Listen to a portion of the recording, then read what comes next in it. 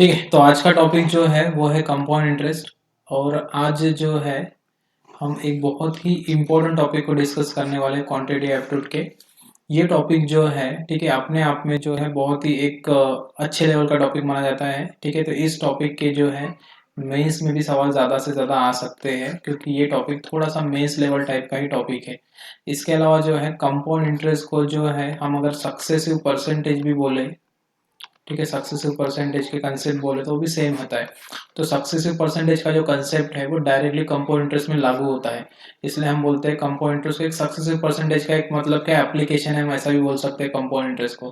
Compound interest की और एक खास बात ये है कि ये जो टॉपिक है, ठीक है, ये टॉपिक आपके क्वांटिटी एप्टीट्यूड में, ठीक है, एक ऐसा टॉपिक है जिसके ऊपर डीआई भी आ सकता है, डाटा इंटरप्रिटेशन हम जिसको बोलते हैं। ठीक है, डाटा इंटरप्रिटेशन। ठीक है, तो एक डीआई भी जो है आ सकता है इस टॉपिक के ऊपर। इसके अलावा जो है ये टॉपिक जो है सबसे मेन बात है कि समझने में थोड़ा सा डिफिकल्ट है। इसलिए जो है बहुत ही पेशेंस के साथ जो है आपको इसको थोड़ा सा अच्छे से जो है क्या करना है, मतलब डेली डेली जो है इसके वीडियो जो है आपको देखने हैं, मतलब डेली अटेंड किया करो क्लासेस। ठीक है, तो अगर पहली बार पढ़ रहे हो तो कुछ भी नहीं समझा तो मुझे बिंदास पूछो। अगर सेकंड टाइम पढ़ रहे हो तो आपको कंसेप्ट जो है रिवाइज हो जाएगा, आपके लिए काम नहीं आएगा। ठीक है, कंपाउंड इंटरेस्ट की अगर मैं स्पेशली बात करूँ तो ये एसएससी सीजीएल जैसे एग्जाम्स में जो है, एसएससी टाइप के जो एग्जाम्स है, इसमें इसके क्वेश्चन थोड़े ज़्यादा आते हैं, 3 से 4 क्वेश्चन आते हैं, या हो सकता है 4 से 5 क्वेश्चन भी आ जाए एग्जाम में। अगर हम बैंकिंग टाइप के एग्जाम की बात करते हैं तो बैंकिंग टाइप के एग्जाम में कंपाउंड इंटरेस्ट के सवाल आते हैं, लेकिन आते भी है, अगर मेंस में आते हैं बैंकिंग के मेंस में तो बहुत ही ज़्यादा हाई लेवल के हो जाते हैं। तो ट्राई करो कि पहले बाकी टॉपिक के क्वेश्चन सॉल्व करें और बाद में ही कंपाउंड इंटरेस्ट सॉल्व करें। ठीक है, अदरवाइज कंपाउंड इंटरेस्ट ऐसा टॉपिक डिफिकल्ट नहीं है। इसका जो कंसेप्ट है वो पहली बार में अगर नहीं समझा तो उसे 2-3 बार प्रॉपरली अगर आप देखते हो तो आपको अपने आप समझ जाएगा। तो ये टॉपिक एक बार में देख के समझ जाएगा, समझ गया और हमेशा के लिए याद रहेगा ऐसा नहीं है।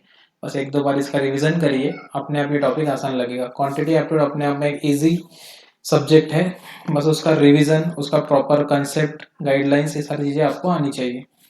ठीक है, तो किसी भी एग्जाम में जाओ ये टॉपिक आपको मिलेगा ही मिलेगा। चलो, तो अब हम डिस्कस करेंगे कंपाउंड इंटरेस्ट के बारे में। तो कंपाउंड इंटरेस्ट डिस्कस करने के पहले उसका छोटा भाई जिसको हम बोलते हैं सिंपल इंटरेस्ट, उसके बारे में डिस्कस करना बहुत ही ज़्यादा ज़रूरी है, क्योंकि सिंपल इंटरेस्ट नहीं समझोगे तो कंपाउंड इंटरेस्ट समझना डिफिकल्ट हो सकता है। अब हम बात करते हैं सिंपल इंटरेस्ट के बारे में। ठीक है, सिंपल इंटरेस्ट। अब जब हम बात करते हैं सिंपल इंटरेस्ट के बारे में तो सिंपल इंटरेस्ट एक ऐसा इंटरेस्ट है जो किसके ऊपर लिया जाता है, प्रिंसिपल के ऊपर लिया जाता है। अब प्रिंसिपल के ऊपर जब हम सिंपल इंटरेस्ट को ले रहे होते हैं तो प्रिंसिपल एक ऐसी वैल्यू होती है जिसको हम बोलते हैं बोरोड मनी। ठीक है, बोरोड मनी या फिर क्या है, लेंड मनी, मतलब लेंड किया गया, किसी को लोन दिया गया या किसी से पैसा उधार लिया गया। अब ये पैसा जनरली क्या होता है, कांस्टेंट होता है, क्योंकि तुम किसी से जब पैसा उधार लेते हो या किसी का पैसा जो है उधार देते हो तो वो पैसा हमेशा कांस्टेंट होता है। जैसे मान के चलो आपने किसी से 100 रुपये उधार लिया, ठीक है, तो ये 100 रुपये जो है जिससे भी उधार लिया होगा तो ये अपने आप में कांस्टेंट वैल्यू, ये कभी चेंज नहीं होंगी। तो सिंपल इंटरेस्ट हमेशा इस 100 रुपये पे लगने के कारण सिंपल इंटरेस्ट जो हमेशा सेम रहता है। अगर रेट ऑफ इंटरेस्ट अगर मैं 10% बोलूँ, टाइम पीरियड अगर 5 साल का भी होगा तो हर साल तुम जो है इसी रुपए पे जो है क्या करोगे, इंटरेस्ट लगाते जाओगे इस तरह से। तो हर बार तुमको 10 10 10 10 रुपए ही पे करने पड़ेंगे। तो इसलिए जो है हम इसको बोलते हैं सिंपल इंटरेस्ट, साधारण ब्याज, जो कि प्रिंसिपल के ऊपर लगाया जाता है। लेकिन जब बात आती है कंपाउंड इंटरेस्ट की तो कंपाउंड इंटरेस्ट ऐसा नहीं होता है। कंपाउंड इंटरेस्ट क्या करता है, जो प्रिंसिपल है, ठीक है, इस प्रिंसिपल के ऊपर तो ब्याज लगाएगा ही लगाएगा, लेकिन इस प्रिंसिपल के कारण जो इंटरेस्ट बन रहा है, इस प्रिंसिपल के कारण जो हर साल इंटरेस्ट बन रहा है एवरी ईयर, ठीक है, हर साल जो इंटरेस्ट बन रहा है उस इंटरेस्ट पे भी ये क्या लगाता है, इंटरेस्ट लगाता है। जब तुम इंटरेस्ट पे इंटरेस्ट लगाना चालू कर दो मतलब अल्टीमेटली तुम प्रिंसिपल पे भी इंटरेस्ट ले रहे हो, साथ में इंटरेस्ट पे भी इंटरेस्ट ले रहे हो, मतलब कहीं ना कहीं तुम ज्यादा पैसा वसूल रहे हो या एक्स्ट्रा मनी जो है तुम थोड़ा ज्यादा वसूल रहे हो। तो ऐसे केस में जो है वो एग्जाम्पल ऑफ क्या बन जाता है, कंपाउंड इंटरेस्ट। तो बहुत ही छोटा सा एग्जाम्पल जो है मैं आपको दूंगा, उससे आपको क्लियर भी हो जाएगा सिंपल इंटरेस्ट कंपाउंड इंटरेस्ट क्या होता है। अदरवाइज नॉर्मल लाइफ की अगर हम बात करते हैं तो बैंकिंग के आपके जो सेविंग अकाउंट्स होते हैं, ठीक है, बैंकिंग में आप जो फिक्स डिपॉजिट करते हो या फिर सेविंग अकाउंट जो होते हैं, ठीक है, आपके ये सारे के सारे जो है अल्टीमेटली क्या है, ये कंपाउंड इंटरेस्ट से रिलेटेड है। अगर आप किसी बैंक में अपना खाता खोलते हो, ठीक है, अब बैंक में खाता खोला आपने, बैंक में डाले 100 रुपए, बराबर है, और बैंक ने बोला कि 5% का जो है रेट ऑफ इंटरेस्ट है, तो तुमको 1 साल बाद बैंक क्या करेगी, 105 रुपए जो है देगी टोटल, बराबर है। 5% का रेट ऑफ इंटरेस्ट है तो बैंक तुमको 105 रुपए देगी। लेकिन अगर तुमने ये पैसा नहीं निकाला, अगर तुमने ये पैसा बैंक में से नहीं निकाला 105, तो अगले साल बैंक जो है तुमको 100 रुपए के ऊपर 5% का इंटरेस्ट देगी या 105 के ऊपर देगी, बोलो जल्दी, बोलो जल्दी, 100 के ऊपर मिलेगा, 105 के ऊपर मिलेगा, 105 के ऊपर मिलेगा। ऐसा क्यों? क्योंकि जो अमाउंट हमारे पास क्रिएट हो चुकी है उसके ऊपर ही बैंक इंटरेस्ट देती है हमको, तो इसलिए बैंकिंग का जो पैटर्न है वो जनरली कंपाउंड इंटरेस्ट पैटर्न पे चलता है, ठीक है। तो ये बहुत ही बेसिक सा डिफरेंस है सिंपल और कंपाउंड इंटरेस्ट में। तो हम ये बोल सकते हैं कि ये जो 105 रुपए है, ये कहीं ना कहीं जो है अमाउंट जनरेटेड हुई है पहले साल के मुकाबले, पहले साल के थ्रू जो अमाउंट जनरेट हुई है उसको हमने बोला 105। जब दूसरा साल आएगा तो दूसरे साल में जो है इसके ऊपर जब तुम इंटरेस्ट ले रहे हो, मतलब अल्टीमेटली तुमने 100 रुपए के ऊपर भी इंटरेस्ट लिया जो कि प्रिंसिपल था, और जो 5% जो 5 रुपए का बैच था उसके ऊपर भी तुमने इंटरेस्ट ले लिया, मतलब 100 के ऊपर भी इंटरेस्ट लो और 5 के ऊपर भी इंटरेस्ट लो, मतलब बैच पे भी तुमने बैच ले लिया। इसे बोलते हैं कंपाउंड इंटरेस्ट, बहुत ही बेसिक है। इसके फार्मूले से अगर तुम सवालों को सॉल्व करोगे तो तुम कभी सवालों तक पहुंच ही नहीं पाओगे, क्योंकि इसका फार्मूला अपने आप में एक डेंजर पैटर्न है।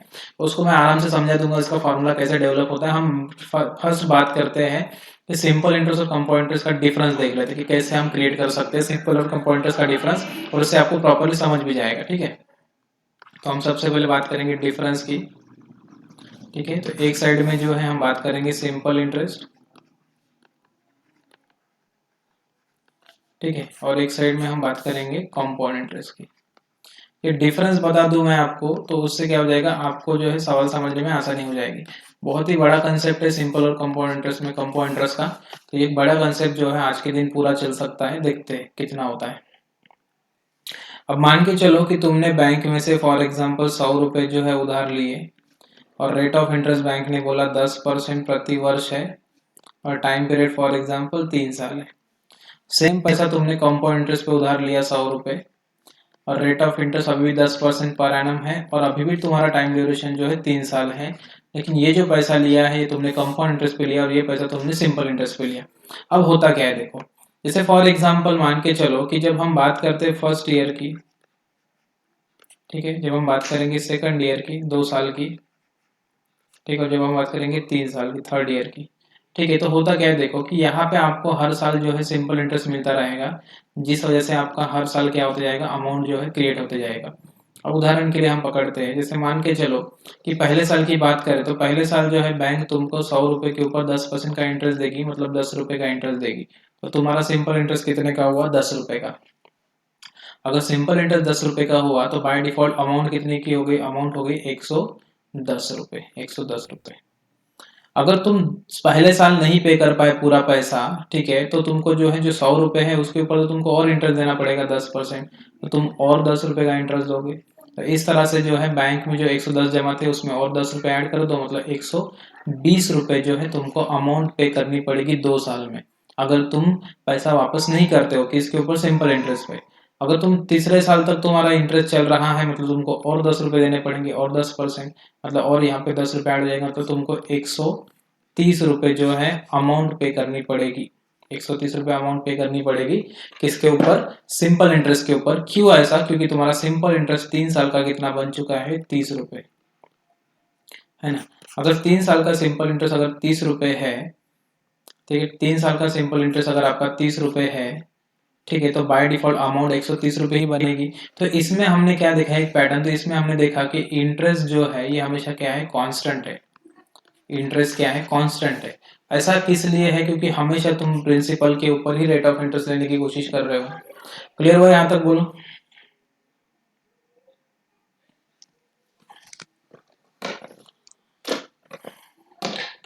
बहुत ही अच्छा कंसेप्ट समझाऊंगा मैं, बस थोड़ा पेशेंस रखो।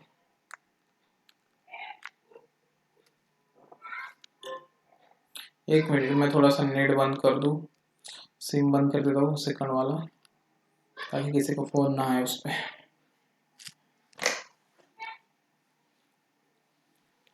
ठीक है, चलो।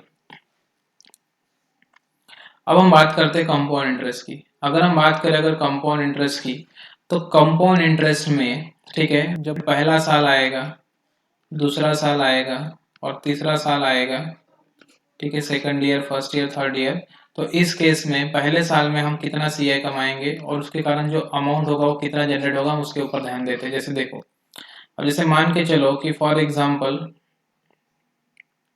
ठीक है, पहले साल जो है, ठीक है, जैसे तुम लोग जैसे ही पैसा डालोगे बैंक में या किसी को उधार दोगे कंपाउंड इंटरेस्ट पे, तो 100 रुपए का तुमको 10% तो मिलेगा ही मिलेगा, मतलब 10 रुपये मिलेगा। तो इस तरह से बैंक में अमाउंट कितना जमा हो जाएगा, 110 रुपये। जब दूसरा साल आएगा तो तुमको ये जो 100 रुपये है इसके ऊपर तो इंटरेस्ट मिलेगा ही, मतलब ये 100 रुपये है इसके ऊपर इंटरेस्ट तो मिलेगा ही, लेकिन जो 10 रुपये जो इंटरेस्ट जमा हुआ है उसके ऊपर भी इंटरेस्ट मिलेगा, मतलब 100 रुपये पे भी इंटरेस्ट मिलेगा और 10 रुपये पे भी इंटरेस्ट मिलेगा। मतलब अल्टीमेटली तुमको 110 पे इंटरेस्ट मिल रहा है, जो कि अमाउंट है। मतलब तुम्हारा जो इंटरेस्ट है वो दूसरे साल से प्रिंसिपल की जगह किसके ऊपर से लेना चालू हो जाता है, अमाउंट के ऊपर लेना चालू हो जाता है। तो अमाउंट कितना है, एक कितना रुपये हो जाएगा, सॉरी 11 रुपये। तो 11 रुपये इंटरेस्ट देना पड़ेगा। अब ये 11 रुपये आपके अमाउंट में ऐड हो जाएंगे, तो अब 2 साल का जो अमाउंट हो गया वो हो गया 121 रुपये। समझ रहे हो। अब जैसे ही तीसरा साल आएगा तो तीसरे साल में जो है तुम इस 121 पे इंटरेस्ट लोगे। अब 121 पे क्यों लेना है, क्योंकि तुम जैसा कंसेप्ट है कंपाउंड इंटरेस्ट का, उसके हिसाब से प्रिंसिपल पे तो पैसा लेना ही है, लेकिन साथ में इंटरेस्ट पे भी इंटरेस्ट लेना है। तो प्रिंसिपल कितना है, 100, तो 100 पे तो इंटरेस्ट लोगे ही, साथ में ये 2 साल का जो जमा हुआ इंटरेस्ट है 21 रुपये, इसके ऊपर भी लेना पड़ेगा। तो 100 प्लस 21 रुपये मतलब 121 पे आपको इंटरेस्ट लेना पड़ेगा। मतलब टोटल हो जाएगा यहाँ पे 12.1 रुपीज का इंटरेस्ट लेना पड़ेगा। तो अगर मैं यहाँ पे 12.1 रुपीज जोड़ दूँ, ये जो आ जाएगा 133.1 रुपीज आ जाएगा। ठीक है, तो ये आ गया आपका कौन सा अमाउंट। ठीक है, अगर हम बात करें कंपाउंड इंटरेस्ट की, तो कंपाउंड इंटरेस्ट कितना आएगा, इनका एडिशन करके 33.1 रुपीज, ये आपका हो गया कंपाउंड इंटरेस्ट। ठीक है, और ये हो गया आपका अमाउंट ऑन कंपाउंड इंटरेस्ट। बोलो, यहां तक किसी को डाउट है?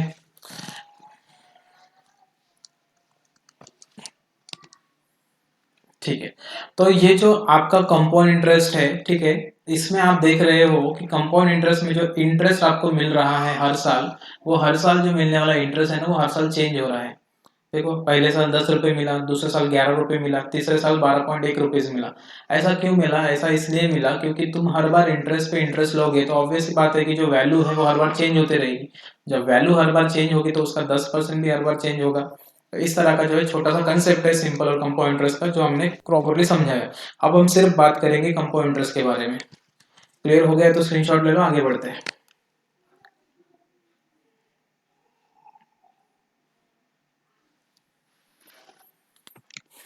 ठीक है, चलो आगे बढ़ते हैं।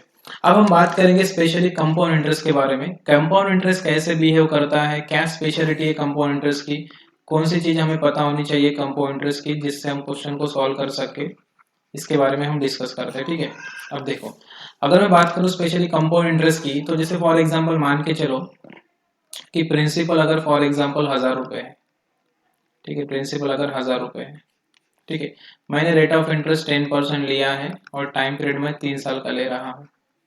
ठीक है, अब 1000 रुपए के प्रिंसिपल पे जो है पहले साल 10% का जब तुम इंटरेस्ट दोगे, तो ऑब्वियस सी बात है कि ये इंटरेस्ट जो है 1000 रुपए के ऊपर कितना मिलेगा, 100 रुपए का इंटरेस्ट, मतलब कितना मिलेगा तो बताओ, 1100 रुपये हो जाएगा यहाँ पे,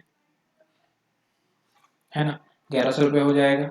जैसे ही दूसरा साल आएगा तो और तुम 10% का इंटरेस्ट लोगे। जैसे अब यहाँ पे 10% जो है 100 रुपए के बराबर है, तो यहाँ पे जो 10% है वो कितने के बराबर बोलो, बोलो कितने के बराबर है,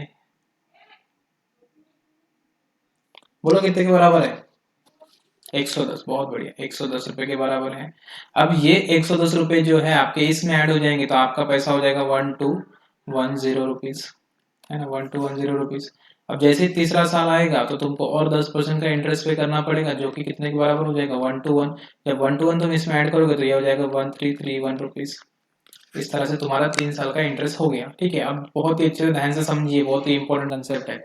देखो, ये जो 100 रुपए तुमको पहले साल मिला, ठीक है, तो 100 रुपए के 1000 रुपए के ऊपर जब 10% के इंटरेस्ट की मैं बात किया, तो उस पर तुमको 100 रुपए का इंटरेस्ट मिला। तो ये 100 रुपए जो तुम्हारा कंपाउंड इंटरेस्ट है जो पहले साल का है। अब ये क्या है, तो ये कंपाउंड इंटरेस्ट दूसरे साल का है। दूसरा साल का कंपाउंड इंटरेस्ट और 2 साल का कंपाउंड इंटरेस्ट, इसमें बहुत फर्क होता है, ठीक है। 2 साल का कंपाउंड इंटरेस्ट कितना है तो 100 रुपए प्लस 110 रुपए, दूसरे साल का कंपाउंड इंटरेस्ट कितना है तो 110 रुपए, इस तरह से, ठीक है। अब यहाँ पे तीसरे साल की बात करें तो तीसरे साल का कितना है 121 रुपए। अब कंपाउंड इंटरेस्ट में क्या स्पेशलिटी है जो सिंपल इंटरेस्ट में भी आपको देखने को मिलेगी। तो सिंपल इंटरेस्ट में क्या होता है कि इंटरेस्ट जो होता है ना हर साल क्या होता है सेम होता है। सिंपल इंटरेस्ट में क्या होता है कि सिंपल इंटरेस्ट में जो इंटरेस्ट होता है वो हर साल सेम होता है जब तक रेट ऑफ इंटरेस्ट चेंज नहीं होता। तो यहाँ पे भी हमने रेट ऑफ इंटरेस्ट को चेंज नहीं किया है, लेकिन यहाँ पे क्या देखने को मिलेगा तो आपको यहाँ पे जैसे सिंपल इंटरेस्ट में रेट ऑफ, जैसे सिंपल इंटरेस्ट में इंटरेस्ट जो है हर साल क्या होता है चेंज नहीं होता, मतलब हर साल क्या रहता है इंटरेस्ट क्या रहता है कांस्टेंट रहता है ना, इंटरेस्ट चेंज नहीं होता। वैसे कंपाउंड इंटरेस्ट में जो है आपको हमेशा रेशो जो है सेम सेम मिलेगा, ठीक है। जैसे इंटरेस्ट यहाँ पे हर साल सेम सेम मिलता है सिंपल इंटरेस्ट में, वैसे कंपाउंड इंटरेस्ट में आपको रेशो सेम मिलेगा। अब रेशो किसका सेम मिलेगा देखो, अब ये जो चीज है ये है प्रिंसिपल, ठीक है। तो ये चीज जो है ये है अमाउंट, पहला अमाउंट, ये है दूसरा अमाउंट और ये जो है तीसरे साल का अमाउंट, मैं ऐसा बोल सकता हूँ। अगर मैं यहाँ पे बात करूँ फॉर एग्जाम्पल एक एक साल के गैप की, अगर मैं एक एक साल के गैप की बात करूँ, अगर मैं एक एक साल के गैप की बात करूँ तो यहाँ पे देखो अगर आप देख रहे हो तो पहला वैल्यू जो है 1000 रुपए है और दूसरा वैल्यू क्या है 1100 रुपए है ना। अगर इन दोनों की अगर मैं 0 0 कैंसिल करके बात करूँ तो रेशो कितना आया 10:11 का रेशो आया। अगर मैं यहीं पे अगर मैं पहले अमाउंट 1 और अमाउंट 2 की बात करूँ तो यहाँ पे देखो यहाँ पे कितना है 1100 रुपए है और ये कितना है 121 रुपीज है, ठीक है। तो यहाँ पे देखो 0 कैंसल, अब ये 11 मतलब 110 मतलब 11 का 10 गुना और 11 का 11 गुना, देखो यहाँ पे भी रेशो कितना है देखो 10:11 है। अगर मैं अमाउंट 2 और अमाउंट 3 की बात करूँ तो ये है 1:1:0 रेशो 1:3:1 है ना। अगर इन दोनों को अगर मैं देखूँ तो देखो दोनों के दोनों देखो 11 से कटते हैं, तो ये 11 से जो है 11 बार कटेगा 0 0 और ये 11 से जो है 121 बार कटेगा, मतलब अल्टीमेटली जो है डबल से क्या आ गया 10 × 11 ही आ गया, है ना। तो अब देखो तुमको यहाँ पे तीन चीजों में कुछ दिख रहा है कि रेशो जो है हर साल हर एक एक साल के गैप में देखो सेम सेम हो रहा है। तो कंपाउंड इंटरेस्ट की स्पेशलिटी ये है कि वो हर साल जो है रेशो सेम सेम रखता है। अब जैसे यहाँ पे एक साल में देखो रेशो तुमको सेम सेम मिला, देखो पहले दो चीजों के बीच में, जैसे ये दो चीजों के बीच का जो रेशो है इसका और इसका, ये जो रेशो मेंटेन रहेगा यही रेशो जो है आपको इसका और इसका मिलेगा और यही रेशो जो है आपको इसका और इसका मिलेगा और आने वाले समय में भी वही रेशो मिलेगा। अब ऐसा क्यों हो रहा है तो इसके पीछे रीजन है रेट ऑफ इंटरेस्ट, क्योंकि रेट ऑफ इंटरेस्ट है 10% जो कि 1/10 है। मतलब जब जब तुम जो है चीजें आगे बढ़ाओगे, जैसे तुम सक्सेसिवली जा रहे हो ना, जैसे जैसे तुम 10% आगे बढ़ाते जाओगे तो ये 10 हमेशा कितना होता जाएगा 11 होता जाएगा। तो यहाँ पे कहीं ना कहीं जो है 11/10 के मल्टीपल से पैसा आगे बढ़ रहा है। यहाँ पे कहीं ना कहीं जो है 11/10 के मल्टीपल से पैसा आगे बढ़ रहा है। समझ रहे हो क्या? थोड़ा सा क्रिटिकल कंसेप्ट है लेकिन समझ जाओ, आपके लिए फायदेमंद है।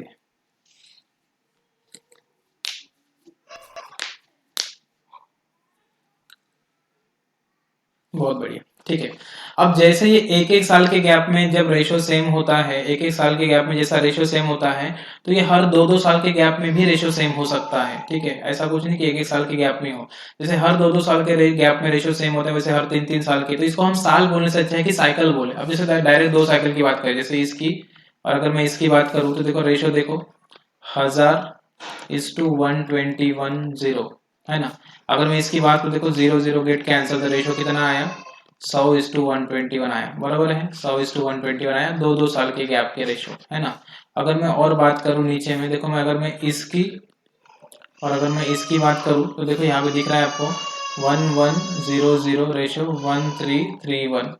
अगर मैं इन दोनों की बात करूँ देखो दोनों के दोनों जो है, ठीक है 11 से कटे तो 11 से जो है 100 बार कटेगा और 11 से देखो 121 बार कटेगा। देखो रेशो अभी भी कितना है 10:11 ही है। ये 2 साल की गैप की बात हो रही है। देखो ये वाला पैसा और ये वाला पैसा, इसमें देखो 2 साल का गैप है, जबकि ये वाला पैसा और ये वाला पैसा देखो इसके बीच में देखो 2 साल का गैप है। तो हर दो दो साल में जो है रेशो हमेशा क्या रहेगा सेम रहेगा। जैसे हर एक एक साल में रेशो सेम रहता है वैसे हर दो दो साल में रेशो क्या रहेगा सेम सेम रहेगा। अरे बोलो समझा कि नहीं समझा?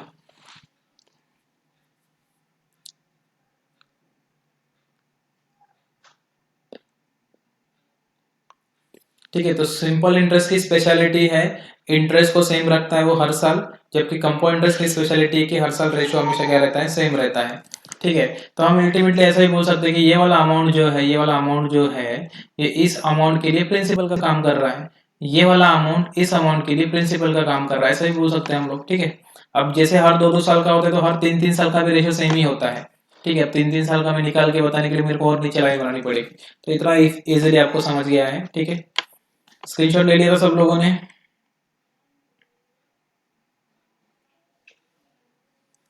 ठीक है। देखो आगे बढ़ते हैं। अब जैसे ये जो चीज आपको पढ़ाई गई है, ठीक है, इसमें आपको रेशो रेशो के बेसिस पे पढ़ाया मैंने। तो और एक चीज आपको देखने को मिलेगी कि पहले साल जो है, ठीक है, आपका पहले साल अगर हम बात करते हैं, जैसे आप देख रहे हो कि पहले साल जो है 1000 रुपये आपने इन्वेस्ट किया, तो 1000 का आपको जो है 1100 मिला। सॉरी 1100, ये 11,000 नहीं, 1100 है, 1100। उसके बाद कितना मिला? 1210 मिला। और उसके बाद आपको कितना बोला? 1331 मिला। बराबर है। ये हम इस तरह से जा रहे हैं। एक्चुअली ये सक्सेसिवली आगे बढ़ रहा है। अगर आप थोड़े होशियार हो तो सक्सेसिवली आगे बढ़ रहा है। देखो कैसे, क्योंकि यहाँ से यहाँ मतलब जा रहा है, मतलब देखो 10% का रेट ऑफ इंटरेस्ट है। यहाँ पे भी क्या है? 10% का रेट ऑफ इंटरेस्ट। यहाँ पे भी क्या है? 10% का रेट ऑफ इंटरेस्ट है। मतलब हर बार सवाल जो है 11/10 से आगे बढ़ रहा है ना। हर बार सवाल क्या है? 11/10 से आगे बढ़ रहा है। मेरी बात ध्यान से सुनो, ये हर साल की बात हो रही है। एक साल, यहाँ पे भी एक साल, और यहाँ पे भी क्या है? एक साल। हर एक एक साल में ऐसा 11/10 से आगे बढ़ रहा है। अब ध्यान से सुनो, अगर प्रिंसिपल ये P है, ये अमाउंट 1, ये अमाउंट 2 और ये अमाउंट 3 की बात करें, तो देखो प्रिंसिपल P है, ठीक है, तो अमाउंट 1 की अगर मैं बात करूं तो इन दोनों के बीच में देखो देखो रेशो कितना है? 10:11 का है। अगर प्रिंसिपल P है और अगर अमाउंट 2 की बात करूं तो इन दोनों के बीच में रेशो देखो कितना है? 100:121 का है, अगर आप देख रहे हो। अगर प्रिंसिपल P है तो अमाउंट 3 का रेशो देखो कितना है? 1000। रेशो कितना है? 1331 है। दिख रहा है सबको? जल्दी बोलो, सबको दिख रहा है? हाँ। अब इसमें क्या है देखो, अगर आप पहले साल की बात करें तो सिर्फ अगर एक साल की बात करें, सिर्फ अगर एक साल की बात करें तो एक साल में रेशो 10:11 है। अगर मैं 2 साल की बात करता हूँ तो रेशो देखो अल्टीमेटली हम इसको ऐसा बोल सकते हैं कि रेशो जो है, ठीक है, 10 का स्क्वायर रेशो 11 का स्क्वायर है। बराबर है। अगर मैं 3 साल की बात करूं तो रेशो देखो 10 का क्यूब रेशो 11 का क्यूब हो रहा है। बराबर है। और पहले साल की बात करें तो रेशो 10:11 है।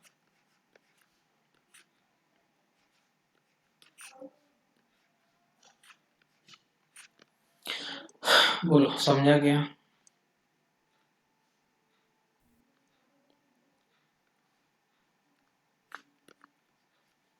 समझा?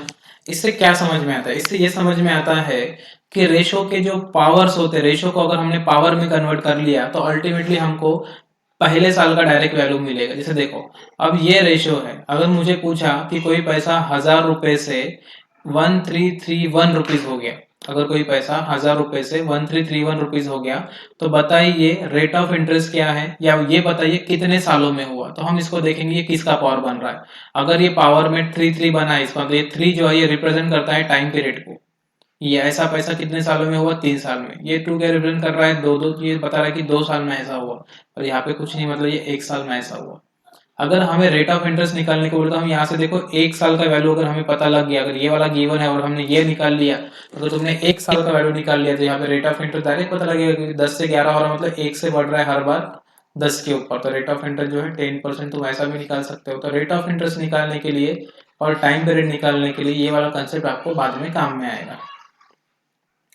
समझा क्या?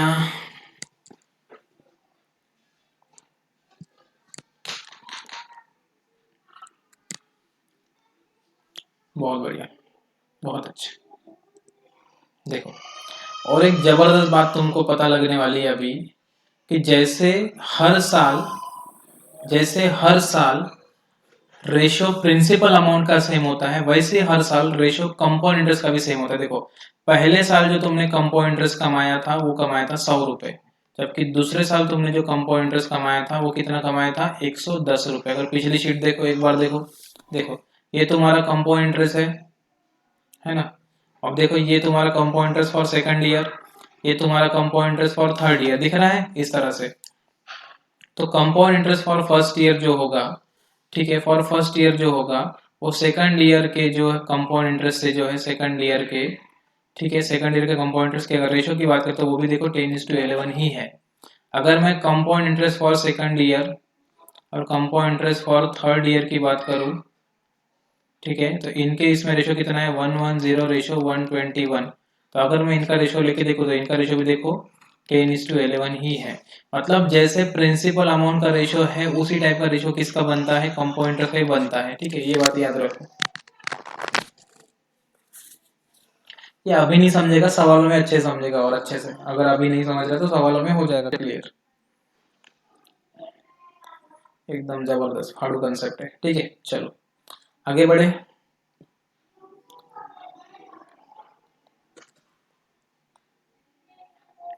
ठीक है, आगे बढ़ते हैं। ठीक है, देखो अब यहाँ तक तो हम आ चुके हैं, तो इसका इम्प्लीमेंटेशन कैसा करें सर? तो इम्प्लीमेंटेशन भी समझाते हैं आपको। अब मान के चलो कि फॉर एग्जाम्पल अगर प्रिंसिपल फॉर एग्जाम्पल 1600 रुपये है,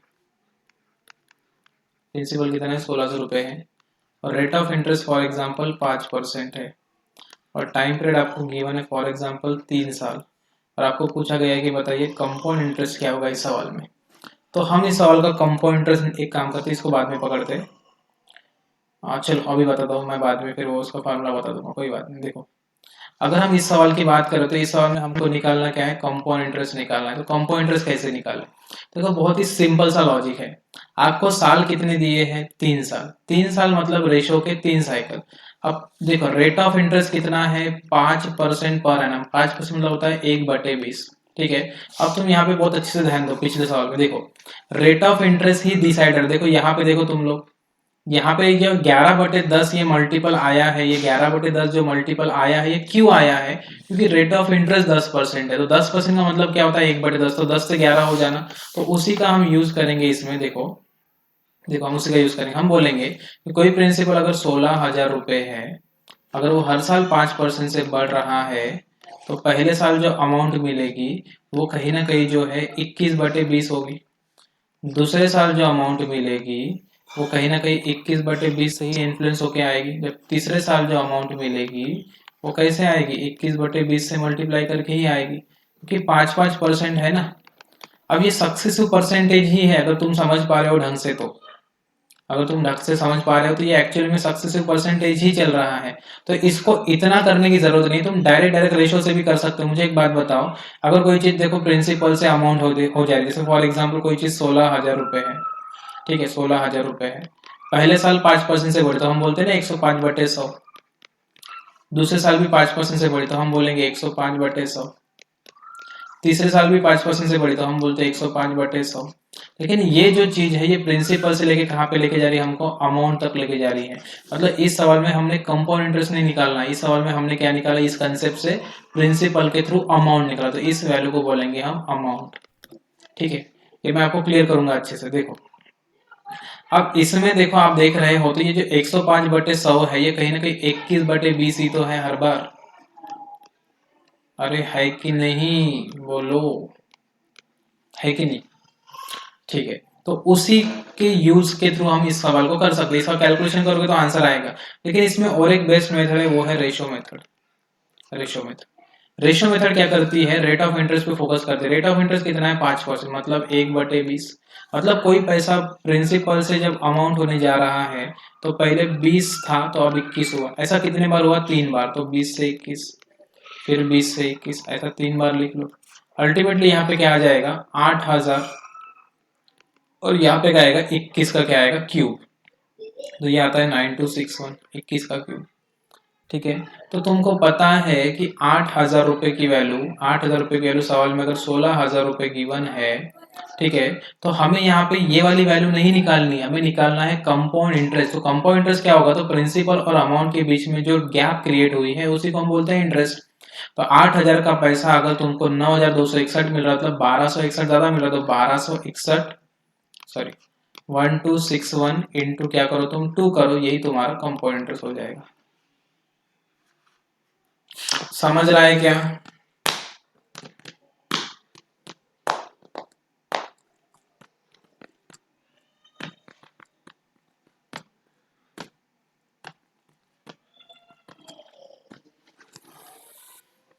ठीक है, बहुत बढ़िया, आगे बढ़े। ठीक है, अब देखो, अब यहाँ पे तुमने एक चीज देखी होगी कि सर आपने कुछ अभी सक्सेसिव परसेंटेज का कंसेप्ट यूज किया, बिल्कुल यूज किया मैंने। देखो कैसा है, कोई चीज प्रिंसिपल पी है, अगर फॉर एग्जाम्पल अगर वो चीज हर साल 10% से बढ़ रही है तो पहले वो एक वैल्यू बढ़ेगी, और 10% से बढ़ेगी तो फिर और एक वैल्यू आएगी, अगर और 10% से बढ़ेगी तो और वैल्यू आएगी, और इसको हम बोलते हैं अमाउंट, और इसको हम बोलते हैं प्रिंसिपल। अब यहाँ पे हो क्या रहा है देखो, अल्टीमेटली अगर यहाँ पे तुम अच्छे से गौर करो तो यहाँ पे क्या हो रहा है कि प्रिंसिपल को 110/100, 110/100 और 110/100 से मल्टीप्लाई करने पे हमें मिल रहा है अमाउंट, बराबर है। तो हम इसी चीज को थोड़ा सा ढंग से आगे बढ़ाते हैं और हम ये बोलेंगे अभी कि भाई प्रिंसिपल का एक्चुअली 110/100 का क्यूब ही तो अमाउंट है ना। प्रिंसिपल का 110/100 का क्यूब मतलब ही अमाउंट है, मतलब ही प्रिंसिपल को अगर मैं ऐसा लिखूं 1+10/100 तो ये वैल्यू कहीं ना कहीं अमाउंट के बराबर हो जाएगी। देखो घुमा फिरा के 110 आता है कि नहीं, बोलो बोलो बोलो बोलो, आता है।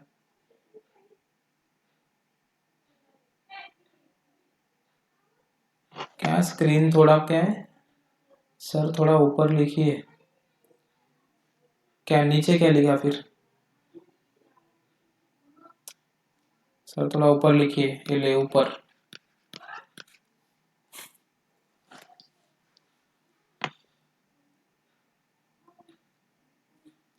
किसी को ऊपर लिख के चल तो ऊपर लिख दिया मैंने, ठीक है। अरे करते हैं यार, छोटा सा क्या है, छोटा सा लॉजिक है, कुछ नहीं। तुम ध्यान दो ना, वैल्यू नहीं लिखी तो क्या होता, तुम ध्यान दो बरोबर मैं क्या बोल रहा हूँ, एक आध बार होता है कभी कभी। क्यूब, अरे हाँ क्यूब करेंगे ना भाई, क्या को टेंशन ले रहे, क्यूब करेंगे। हाँ देखो, तो यहाँ पे तुमको समझ रहा है, देखो ये हो गया प्रिंसिपल इंटू 1/100 का क्यूब। अब देखो ये जो क्यूब है ना, ये एक्चुअली बता रहा है नंबर ऑफ ईयर्स को, नंबर ऑफ ईयर्स को, और जो 10 है ना ये बता रहा है रेट ऑफ इंटरेस्ट को, रेट ऑफ इंटरेस्ट को। तो इस तरह से तुम्हारा फॉर्मूला क्रिएट हो जाएगा, amount is equal to principal into 1+R/100 to the power T. ये हो गया आपके अमाउंट का फॉर्मूला। कंपाउंड इंटरेस्ट का अगर आपको अमाउंट निकालना है तो आप इस तरह से बिल्कुल निकाल सकते हो, ठीक है। लेकिन अब बात है कंपाउंड इंटरेस्ट को निकालने की। तो कंपाउंड इंटरेस्ट मतलब होता है अमाउंट माइनस प्रिंसिपल, और अमाउंट है P इंटू 1+R/100 का power T minus principal P। अगर हम P को बाजू में ले ले तो ये आता 1+R/100 का power T minus 1 is equal to होता है कंपाउंड इंटरेस्ट।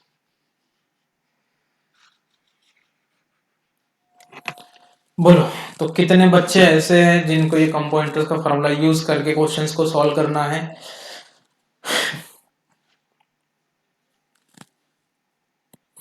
ठीक है, बिल्कुल भी किफायती नहीं है ये फॉर्मूला, ठीक है। कहीं कहीं पे एक आध बार यूज होना चाहे तो हो सकता है, लेकिन मेरे हिसाब से पर्सनली ये फॉर्मूला कोई काम का नहीं, कंपाउंड इंटरेस्ट का बहुत ही ज्यादा डिफिकल्ट और बहुत ही ज्यादा मतलब इरिटेटिंग फॉर्मूला है, ठीक है। तो हम अभी जो इससे पहले कंसेप्ट पढ़ा है उसी से सॉल्व करें सवालों को। अरे बोल लो। हाँ, तो अभी जो कंसेप्ट पढ़ा है उसी से सॉल्व कराऊंगा। ये फॉर्मूला भी है कंपाउंड इंटरेस्ट का, इसका कोई मतलब नहीं है मेरे हिसाब से, तो अभी जब तक जितना मैंने पढ़ाया है मुझे ऐसा लगता है कि ये मतलब अगर फॉर एग्जांपल नहीं भी पढ़ा किसी बच्चे ने तो कोई दिक्कत नहीं, एक आध दो सवाल में काम में आते भी है फॉर्मूला, ऐसा नहीं। कुछ टीचर ऐसे भी होते हैं यूट्यूब पे यहाँ वहाँ, वो बताते कि फॉर्मूले का बहुत इंपॉर्टेंस है, ऐसा ऐसा करके दो चार सवाल लाके चिपका देते, और तुम लोगों को क्या समझता, तुम हो बोल के उसको लाइक मार के आ जाते। ठीक है, तो आगे बढ़े। चलो, तो यहाँ तक जो है हमने समझ लिया। अब बात करते हैं कि भैया रेशो अगर चेंज होता है तो क्यों होगा। तो रेशो चेंज तब होता है जब तुम लोग रेट ऑफ इंटरेस्ट भी चेंज करो, है ना। अब जैसे मान के चलो कि तुमने कोई पैसा फॉर एग्जांपल पी, ठीक है, कितना तो भी पैसा अगर तुमने फॉर एग्जांपल डाल दिया, मान के चलो 7,200 रुपये तुमने कहीं पे इन्वेस्ट कर दिए, और ये कंडीशन पे इन्वेस्ट किया कि रेट ऑफ इंटरेस्ट जो है, ठीक है, पहले साल का रहेगा, ठीक है। फॉर एग्जाम्पल मान के चलो कितना ले रहे, पहले साल का रहेगा फॉर एग्जाम्पल 8.33%, दूसरे साल का जो रेट ऑफ इंटरेस्ट रहेगा वो रहेगा, ठीक है, 12.5%। और तीसरे साल का जो रेट ऑफ इंटरेस्ट रहेगा वो रहेगा फॉर एग्जाम्पल कितना, 16.66%। ये उन्होंने कंडीशन दे दी। अब इस रेट ऑफ इंटरेस्ट के हिसाब से कंपाउंड इंटरेस्ट कितना होगा ये सवाल है। अब कंपाउंड इंटरेस्ट कितना होगा ये सवाल है, ठीक है, लेकिन इस सवाल में रेट ऑफ इंटरेस्ट तो हर साल चेंज हो रहा है ना। अगर रेट ऑफ इंटरेस्ट हर साल चेंज हो रहा है तो ऑब्वियस बात है कि रेशो भी चेंज होगा, रेशो तो सेम रहेगा नहीं। कंपाउंड इंटरेस्ट में रेशो तभी सेम रहते हैं जब रेट ऑफ इंटरेस्ट सेम हो, क्योंकि रेट ऑफ इंटरेस्ट ही जवाबदार है रेशो बनाने के लिए। तो 8.33 सबको पता है कितना होता है, 1/12। ये कितना होता है, 1/8। और ये कितना होता है, 1/6। मतलब अगर मैं पहली बात करूँ कि पहले साल अगर फॉर एग्जाम्पल कोई प्रिंसिपल पी है, अगर वो पहले साल 8.33 रेट ऑफ इंटरेस्ट से चल रहा है, इसका मतलब वो पहले 12 से कितना हो गया, 13 हो गया। ये प्रिंसिपल और अमाउंट की बातें हो रही है। ये है प्रिंसिपल पी और ये है फाइनल अमाउंट, लास्ट अमाउंट ए। अब दूसरे साल की बात करें तो यहाँ पे 12.5% से अगर वो बढ़ रहा है मतलब वो 8 से कितना हो रहा है, 9 हो रहा है। और तीसरे साल अगर वो क्या है, 16.66% से बढ़ रहा है मतलब वो 6 से कितना हो रहा है, 7 हो रहा है। बस सिंपल सा लॉजिक। इन तीनों का जो भी मल्टीप्लिकेशन आएगा यहाँ पे वही आपके सवाल का आंसर है। और थोड़े से होशियार हम भी है तो इसको काट देते, 3 दूने 6, 3 त्रिक 9, ठीक है, इस तरह से आएगा। बराबर है, बोलो बराबर है कि नहीं बच्चों। ठीक है, तो ये आएगा 12 × 16 रेशो, ये आएगा जो भी आएगा 7 तरीके से आएगा, 13 × 21 आएगा। ठीक है, तो इनका जो भी मल्टीप्लिकेशन आएगा वो एक्चुअली किसके बराबर हो जाएगा, 7200 के बराबर हो जाएगा। और इनके बीच में जो गैप क्रिएट होगा, गैप, वही आपका क्या है, कंपाउंड इंटरेस्ट। इसका कैलकुलेशन करने की जरूरत नहीं है, बस आपको बस लॉजिकली समझाने के लिए ये वैल्यू ली है। अब इसका कैलकुलेशन तुम कर सकते हो आराम से।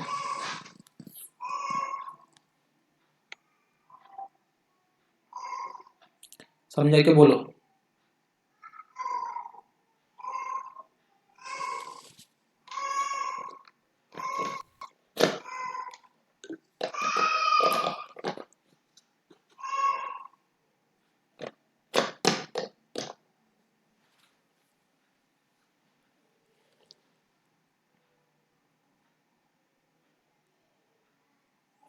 ठीक है,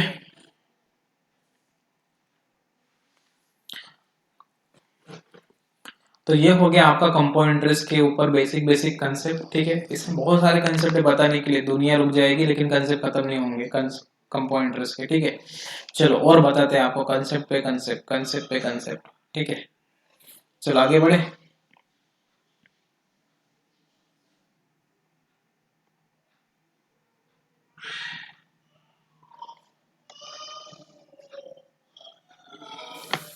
और अच्छे से कंसेप्ट बता, देखो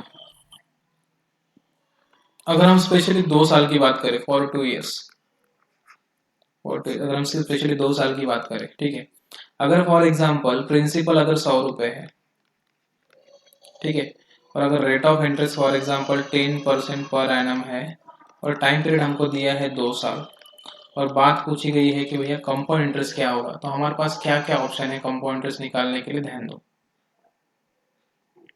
पहली बात तो ये है कि तू कंपाउंड इंटरेस्ट निकाल सकते हो और एक मेथड से, जिसको मैं बोलूँगा मेथड 1। ठीक है, वो है हमारा रेशो मेथड, रेशो मेथड। ठीक है, अब रेशो मेथड से कैसे निकालोगे, देखो अगर कोई चीज 10% है, इसका मतलब प्रिंसिपल और अमाउंट का जो रेशो बनेगा वो आएगा 10:11 पहले साल, दूसरे साल भी क्या आएगा 10:11, मतलब अल्टीमेटली जो वैल्यू हो जाएगी वो हो जाएगी 100 कितना आ जाएगी 121। अब ये हमारा 100 वैसे भी 100 ही है, मतलब 100 अगर 100 के बराबर है तो इसमें 21 भी किसके के बराबर हो जाएगा, 21 रुपीज के बराबर हो जाएगा। तो आपका कंपाउंड इंटरेस्ट जो है वो कितना है, 21 रुपीज है, बराबर है। ये हो गया मेथड 1। ठीक है, अब दूसरा मेथड क्या है, दूसरा मेथड है हमारा, और एक मेथड जैसे प्रिंसिपल पी है तो लाइन मेथड हम बोलेंगे। अगर फर्स्ट ईयर की बात करें तो फर्स्ट ईयर में एक लाइन बनाओ, अगर हम सेकंड ईयर की बात करते हैं तो सेकंड ईयर में 2 लाइन बनाओ। ठीक है, तो प्रिंसिपल का जो भी वैल्यू रहेगा उसका रेट परसेंट यहाँ पे लिखिएगा, उसका रेट परसेंट यहाँ पे लिखिएगा, यहाँ पे जो वैल्यू आएगा उसका रेट परसेंट तुम यहाँ पे लिखना। सुन लो, अपने आप समझ जाएगा, वो सुनते रहो। ठीक है, तो इधर का जो वैल्यू होगा, ये लाइन, ये वाली लाइन और ये वाली लाइन, इन दोनों का जो एडिशन होगा वो होगा SI, और ये वाली जो लाइन होगी इसे बोलेंगे हम C I minus S I, compound interest minus simple interest, और ये दोनों का जो वैल्यू का एडिशन होगा इसे बोलेंगे हम कंपाउंड इंटरेस्ट। ठीक है, अब ये दो वैल्यू का एडिशन मतलब ही, ठीक है, तीन लाइन का एडिशन। अब इसको समझते हैं, यहाँ पे देखो, अब जैसे मान के चलो कि जैसे प्रिंसिपल कितना है, 100 रुपए है, बराबर है, 100 रुपए है, तो पहले साल की एक लाइन और दूसरे साल की कितने लाइन, 2 लाइन। अब तुम इसका जो है 10% लो, तो 100 रुपए का 10% कितना होता है, 10 रुपया। 100 रुपए का 10% कितना होता है, 10 रुपया। 10 रुपए का 10% कितना होता है, 1 रुपया। तो इस तरह से 10 और 10 मिला के कितने हो गए, 20, और ये प्लस कितना हो गया, 1, मतलब कितना रुपया हो गया कंपाउंड इंटरेस्ट, 21 रुपए। समझा क्या, बताओ सेकंड मेथड।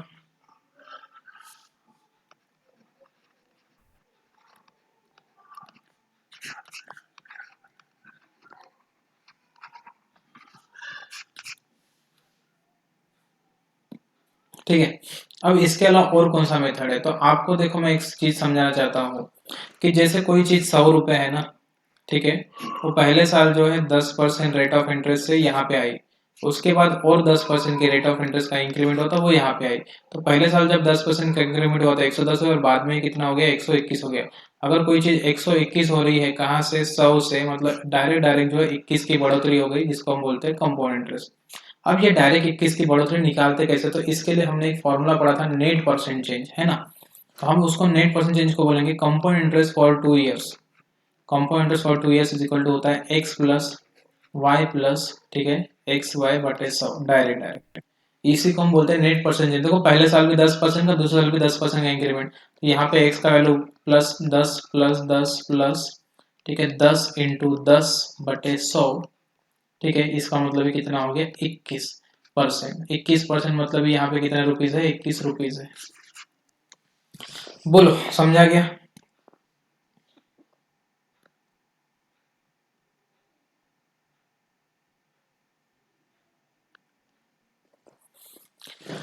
समझा गया, तीन तीन मेथड से तुमको आंसर बताया, समझा कि नहीं समझा, बोलो।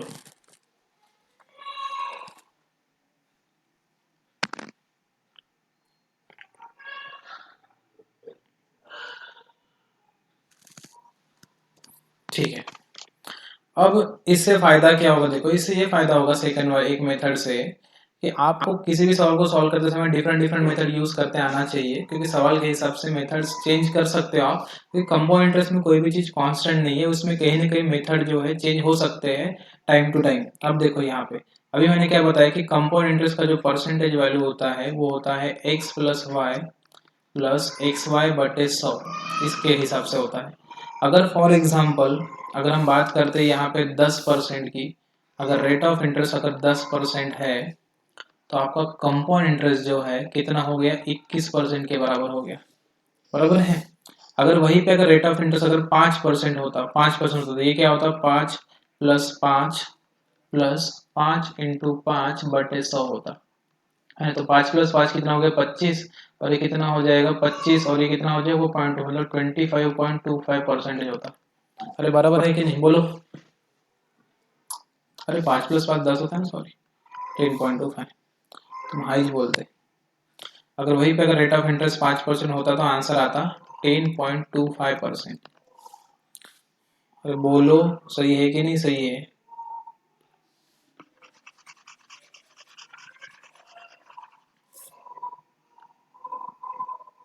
ठीक है, अगर रेट ऑफ इंटरेस्ट 5% है तो वैल्यू आता है 10.25% कंपाउंड इंटरेस्ट का। अगर rate of interest for example 10% है तो कंपाउंड इंटरेस्ट का वैल्यू आता है 21%, और ये बातें हो रही है सिर्फ 2 साल की। ठीक है, वहीं पे अगर रेट ऑफ इंटरेस्ट 15% तो ये क्या होता है, 15 प्लस क्या हो जाता है, ये 15 × 15 बटे 100 ऐसा होता है। तो 15 + 15 30, है ना, और ये कितना आएगा 32.25। तो अगर ये अगर 15% होता तो ये क्या आता, 32.25% होता। ठीक है, इस तरह से समझ रहे हो क्या। वही अगर ये 20% होता तो ये जो है मेरे हिसाब से 44 आ जाता, 44% होता। समझ रहा है। हाँ, तो इसका भी आप यूज कर सकते हो, इस मेथड का 2 साल का कंपाउंड इंटरेस्ट निकालने के लिए फॉर 2 years। ठीक है, चलो तो बहुत सारी चीजें पढ़ा दी है आपको घुमा घुमा के। अब तुम डिसाइड करो तुमको क्या पढ़ना है, क्या निकालना है। ठीक है, आगे बढ़े। बताओ।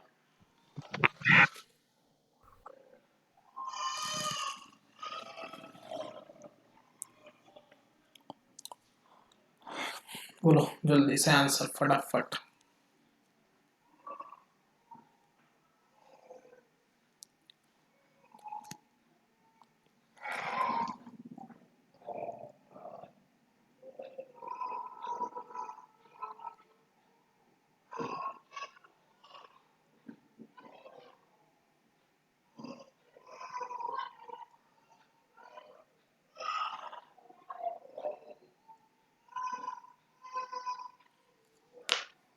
थ्री 180 आंसर आ रहा है। ओके,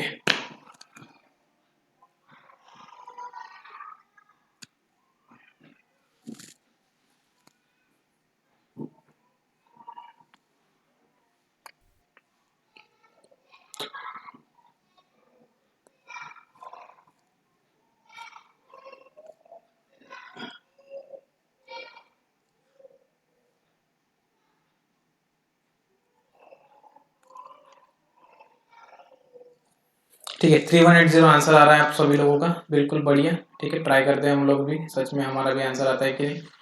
तो क्या बोला देखो, what would be the compound interest on an amount. ये अमाउंट मतलब प्रिंसिपल ही है। ठीक है, इसको तुम सम भी बोल सकते हो। On an sum of rupees 12500 at the rate of 12% per annum for 2 years। 2 साल की बात हो रही है। देखो, अगर हम बात करें यहाँ पे तो प्रिंसिपल गिवन है 12500 रुपीज, है ना।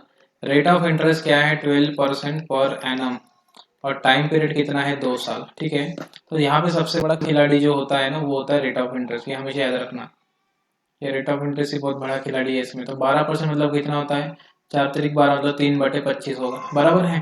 मतलब कोई पैसा पी है, अगर वो अमाउंट होना चाहता है तो वो 25 से कितना हो गया 28 हो गया पहले साल में। ये हो गया पहले साल में। तो दूसरे साल में कितना हुआ, तो वो डबल से 25 से 28 हुआ, और है ना। तो इस तरह से वो 2 साल में कितना हो गया 625, रेशो कितना हो गया 784, बराबर है। इस तरह से वैल्यू बनेगी। इसमें 625 की वैल्यू आपको गिवन है, कितनी है 12500, ये मतलब 20 का मल्टीपल है।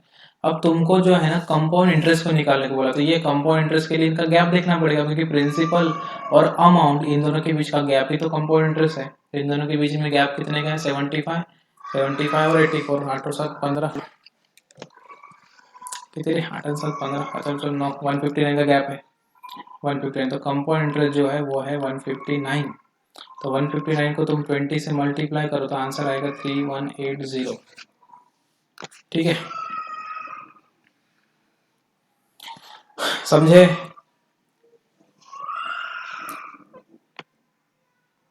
बहुत बढ़िया। अब सेकंड मेथड है हमारा लाइन मेथड। तो प्रिंसिपल कितना है 12500। फर्स्ट ईयर एक लाइन, सेकंड ईयर 2 लाइन बनाइए। ठीक है, इस मेथड से भी आप सॉल्व कर सकते हो। अब देखो 1200, इसका जो है हमें कितना वैल्यू लेना है 12% यहाँ पे लेना है। तो 12,500 का 12% कैसे निकालते देखो, ओरली देखो। 12,500 का 10% होता है 1250। 10% का वैल्यू कितना होता है 1250। अपने मन में बोलना, मैं आपको लिख के दिखा रहा हूँ लेकिन आप मन में बोलो। 12,500 का 10% होता है 1250। 1% की वैल्यू क्या है, 1% की वैल्यू है 125। तो 2% की वैल्यू क्या है 250। तो इस प्रकार से टोटल आ जाएगा 1500, है ना। 12% की वैल्यू कितना आ जाएगी 1500 हो जाएगी। यहाँ पे लिखो 1500। इसका भी 12% यहाँ पर, तो यहाँ पे भी 1500 आता। अब इसका 12% लेना है ना। तो इसका 12% होता है 180। इस हिसाब से हो जाएगा 3000 और ये प्लस 180, मतलब आंसर आएगा कंपाउंड इंटरेस्ट का 3180 रुपये। बोलो समझा क्या।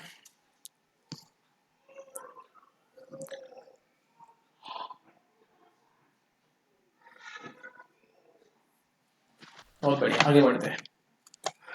करो इस सवाल को सॉल्व करो।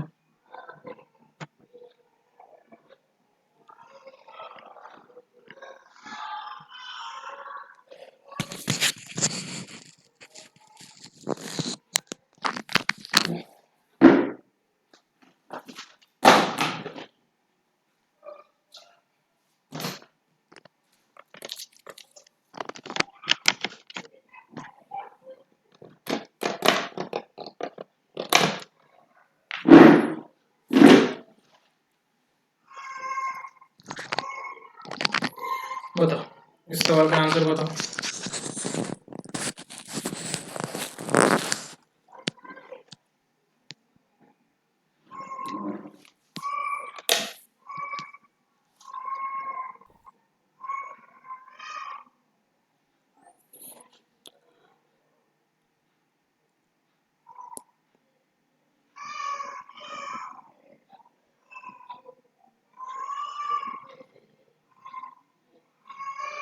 बी ऑप्शन आ रहा है, क्या बात है।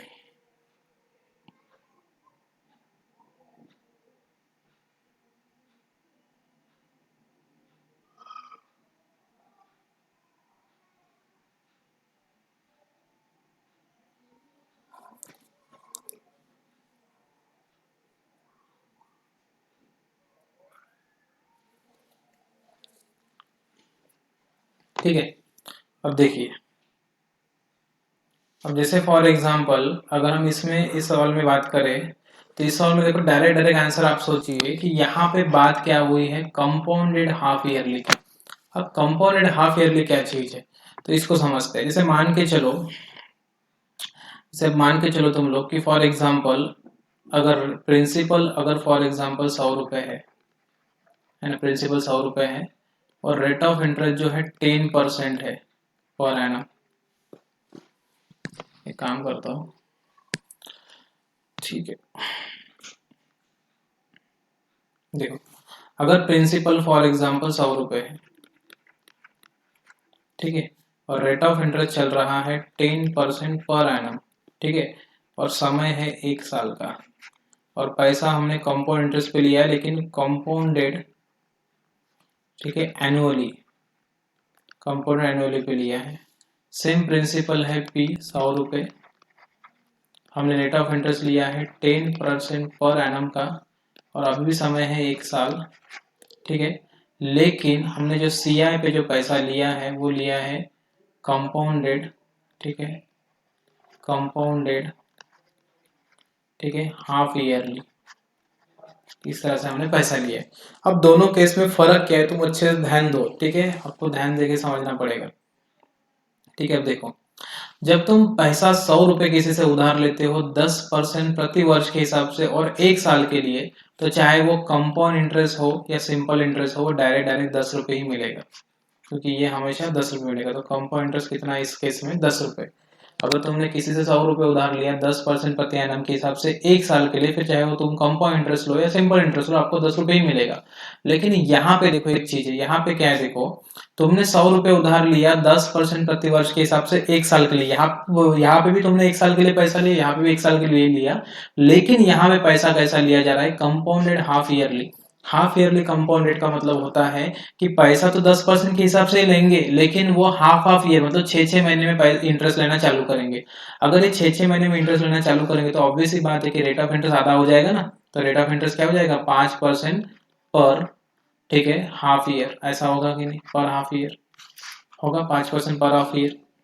अब इससे फर्क क्या गिरेगा, देखो इससे ये फर्क गिरेगा कि पैसा जो 100 रुपए था, ठीक है, इसके ऊपर जो पहला 6 महीना आया, पहला वाला जो 6 महीना आया, तो इसके ऊपर जो है 5% का इंटरेस्ट लिया गया, क्योंकि 5% पर हाफ ईयर है, तो 5 रुपए मिला। जब दूसरा वाला 6 महीना आया, जब दूसरा वाला 6वां महीना आया, ठीक है, तो उस टाइम में ये 100 रुपए जो थे ना, इसके ऊपर तो 5 रुपए लिए ही गए इंटरेस्ट, लेकिन ये इंटरेस्ट भी तो जमा है ना पहले 6 महीने में, इसके ऊपर भी 5% इंटरेस्ट लेंगे। मतलब 5 और 5% मतलब कितना, 0.25, मतलब ओवरऑल जो है हम 10.25 रुपीज जो है कंपाउंड इंटरेस्ट वसूल रहे हैं। समझ रहा है, जबकि यहाँ पे कंपाउंड इंटरेस्ट हमने कितना वसूला, ठीक है, 10 रुपए। तो यहाँ पे 10 रुपए, यहाँ पे 10.25, तो ऐसा बदल क्यों दिख रहा है, क्योंकि साइकिल में बदल हो गई। यहाँ पे जो है 2 साइकिल चले, जबकि यहाँ पे एक ही साइकिल चली। तो 2 साइकिल जो यहाँ पे 6-6 महीने के चले, ये कहीं ना कहीं 2 साल के बराबर है कि नहीं, बताओ, तुम लोग बताओ ये सही है कि नहीं। यहाँ पे जो 6-6 महीने का जो साइकिल चला, ये 2 साल के कंपाउंड इंटरेस्ट निकालने के जैसा है कि नहीं। अबे बोलो कुछ, दिमाग विमाग है कि नहीं तुम लोगों को, थोड़ा बोलो जल्दी, हाँ नहीं।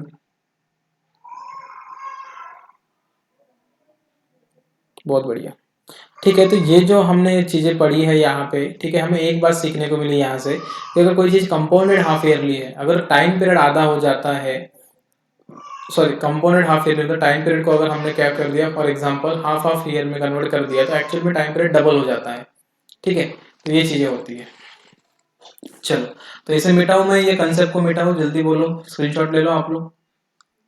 ये कंसेप्ट था, ये सवाल नहीं था। मिटाऊं? हाँ ठीक है। देखो, अब इसमें एक बात समझ लो तुम लोग, ठीक है। अगर फॉर एग्जांपल सवाल में अगर ऐसा आया कंपाउंडेड, ठीक है, अगर हाफ ईयरली ऐसा आया, तो समझ जाने का कि टाइम पीरियड जो है 2 गुना हो गया, जबकि रेट ऑफ इंटरेस्ट जो है क्या हो गया, आधा हो गया। याद रखिए, ठीक है, आधा हो गया, मतलब इसको R/2 लिख देता हूँ मैं डायरेक्ट।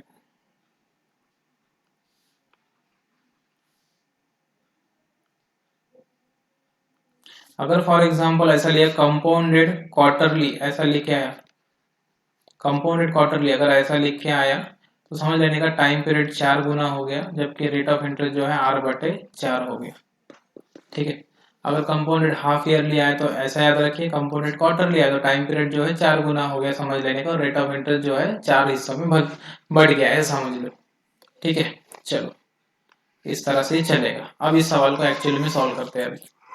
अब ये सवाल में क्या बोला गया है, ₹3200 जो है, 32,000 रुपये जो है, 32,000 रुपये, ठीक है, 20% per annum, rate of interest कितना है, 20% पर एनम के हिसाब से कंपाउंडेड हाफ ईयरली बोला है, हाफ ईयरली। ठीक है, ऐसा लिया गया है। तो रेट ऑफ इंटरेस्ट अगर 20% पर एनम है, तो हाफ ईयर का रेट ऑफ इंटरेस्ट कितना आएगा, 10% आएगा। मतलब कोई पैसा 10 से 11 होते गया आधे साल में, है ना, तो दूसरे आधे साल में और 10 से 11 हो गए, मतलब अल्टीमेटली ये 100 से 121 हो गया। बराबर है। अगर कोई चीज 100 से 121 हो रही है, मतलब 21 बढ़ रही है ना, और ये हमें निकालना है, जबकि 100 की वैल्यू पता है हमको कितनी है, 32,000, तो 21 की वैल्यू क्या हो जाएंगी भाई, 21 की वैल्यू क्या हो जाएंगी, 21 इंटू 32,000 मतलब ही 3200, जो भी इसके हिसाब से चलेगा। ठीक है, तो यहाँ पे क्या आएगा, देखो 2 वन ज़ा 2, लास्ट में 2 होना चाहिए कहीं, तो भी यहाँ पे भी नहीं है, यहाँ पे भी नहीं, हाँ ये इन दोनों में से एक आंसर है। क्या आंसर आया, बी ऑप्शन, ओके। 21 का 32 गुना, 32 दूनी 64 और 32 को 32, 6720 इस सवाल का आंसर आता। ठीक है, इस तरह से। और या फिर अब तुम इसको साइकिल के भी थ्रू कर सकते हो, 32,000 पहली साइकिल, या दूसरी साइकिल, इस तरह से, ये 6 महीने की साइकिल, ये 6 महीने की साइकिल, तो इसके ऊपर 10% का इंटरेस्ट, 3,200, 3,200, इसके ऊपर और 3,320, तो हो जाएगा 6,400 प्लस 320, मतलब 6,720 रुपये इस सवाल का आंसर है। ठीक है, बोलो, समझ गए?